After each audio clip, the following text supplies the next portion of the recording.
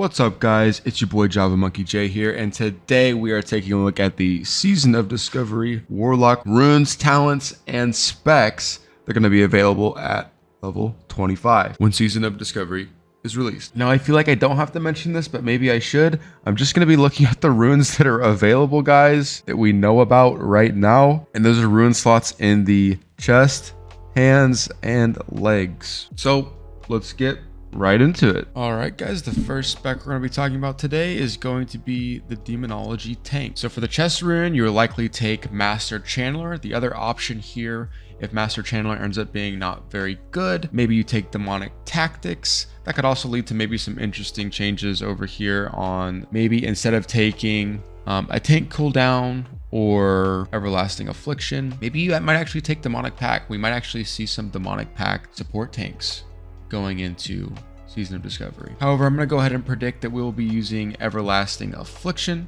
as a way to maintain corruption on boss and adds.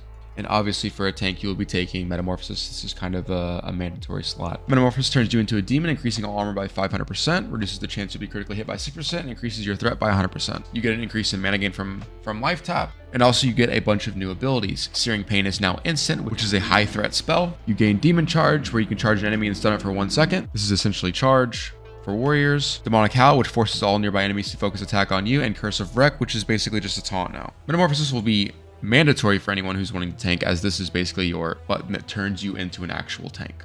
Moving on to the talent trees, Warlocks at low levels are going to find themselves in a weird place for talents. There's not a lot of really good talents at low levels. And this is especially true for Demonology. Tanks will definitely take 5 out of 5 for Demonic Embrace, giving them an increase of 15% stamina. Likely tanks will not be running Imp, they'll be running Voidwalker, so we'll also take Improved Voidwalker, which increases your Voidwalker's Torment, Consume Shadows, Sacrifice, and Suffering spells by 30%. This will largely be used as another tank cooldown where you can sack the Warlock, gain a really nice shield. Also, we went ahead and put points into Improved Healthstone just as another way to get a little bit more of a potent tank cooldown. Your other options are going to go into Succubus, which likely won't be the case. You can also go into Fell Domination, but you don't have quite enough points to get Master Summoner. So if you were level 26, you could actually get 2 points into Master Summoner and actually have your Voidwalker on a 1.5 second cast, giving you 2 sacks in a row. Some of these other talents just don't really make a whole lot of sense. So therefore, after putting 10 points in the Demonology tree, I think what will happen is, I think the second best option would be to go into the Destruction tree.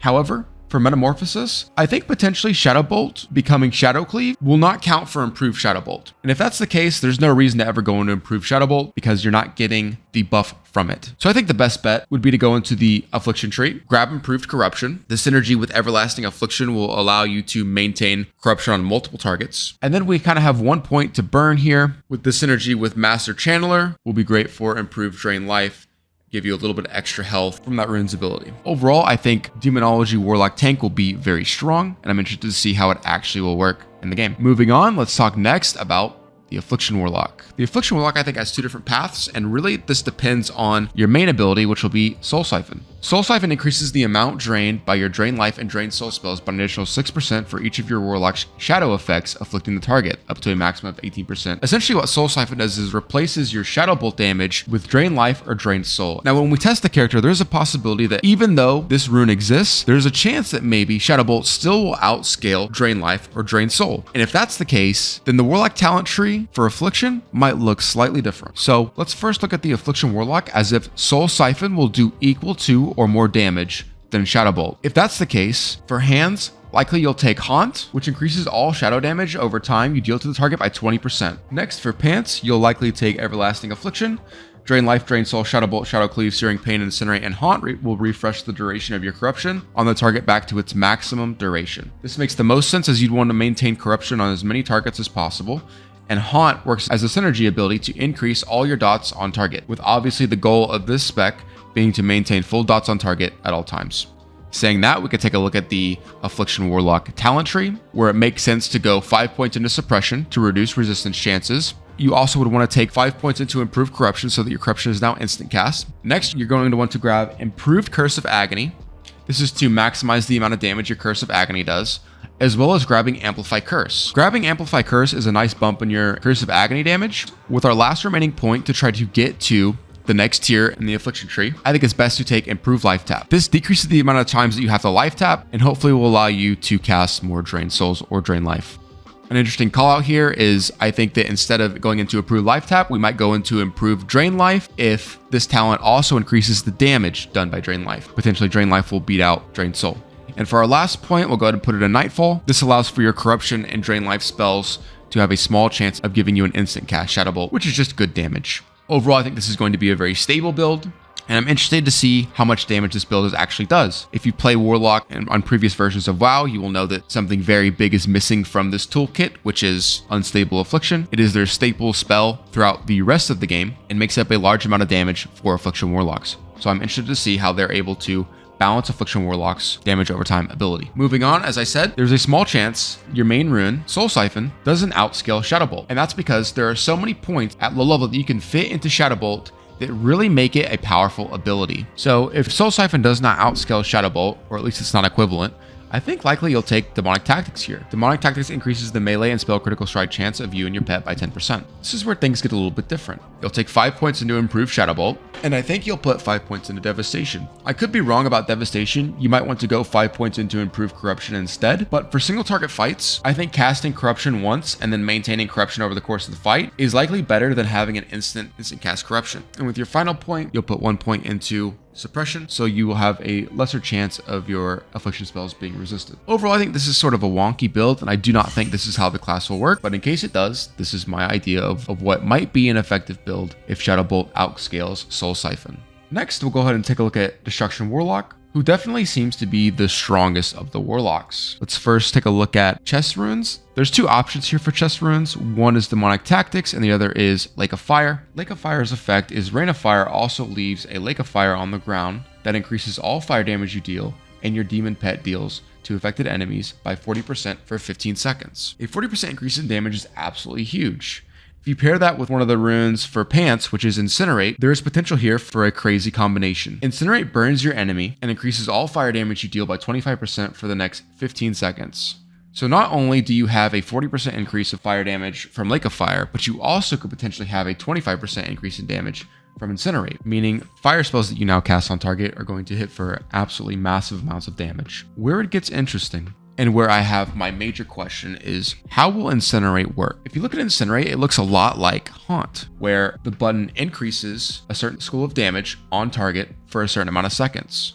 But the way that Haunt works in most versions of the game is it's not a spammable ability. Haunt has a smaller cooldown than 15 seconds, and it is your job essentially to maintain that ability on target. However, Incinerate in most versions of the game is an uncapped ability, meaning you can spam Incinerate if you'd like. So will Incinerate now have a cooldown?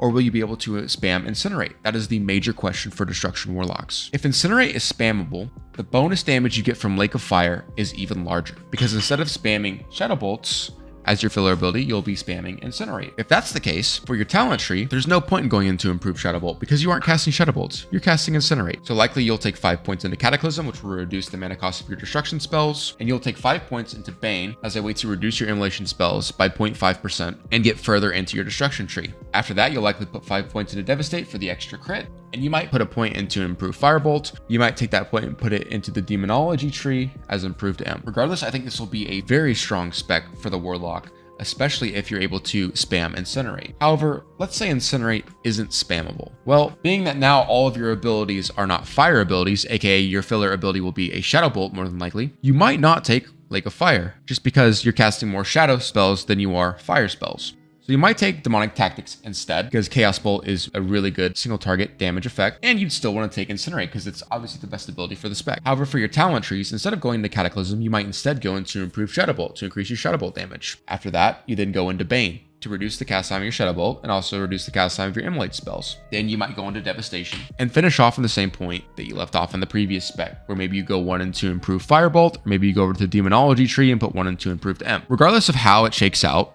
whether Incinerate is spammable or not, I still think Destruction will be an absolutely bonkers spec. I think it will do a lot of damage, and I think it will be the dominant spec at least up to level 25. Overall, I think Warlock is going to be an A tier class. I think no matter what you do, you'll have a decent time doing it. I think Warlock tanks will be decent, and they'll definitely have a niche. I think Affliction Warlock's damage will be very stable and very decent. You wouldn't hate bringing one. and I think Destruction is going to be a top performing damage spec. I will say the major issue I see with Warlocks is the same issue that we saw in the vanilla version of the game, where, well, because in Molten Core, and in vanilla in particular, there are sometimes high levels of resistances, which means certain enemies will just not take fire damage, or they just might not take frost damage, or they just might not take shadow damage. Being that the new season is said to be designed to break up metas, I can foresee one of the Warlock specs like Destruction, for example, being very good. However, in one of the raid tiers, it's terrible because every enemy in the raid instance is immune to fire spells, making Destruction basically useless and making Affliction the best Warlock spec that you could run in that instance. I think this is intentional game design, and I think it's something that we'll likely run into. Overall, no matter what happens, I'll be playing Warlock. I'll be enjoying it, and I'm excited to see how everything shakes out for the class. If you're excited about Season of Discovery, or you have your own ideas of how the Warlock class will work, comment down below and let me know what you think. And for those of you that enjoyed this video, go ahead and give it a like and subscribe. It helps me out a ton, and I appreciate everyone's support. Anyways, guys, I hope you've enjoyed the video. I've been Java Monkey J. Peace.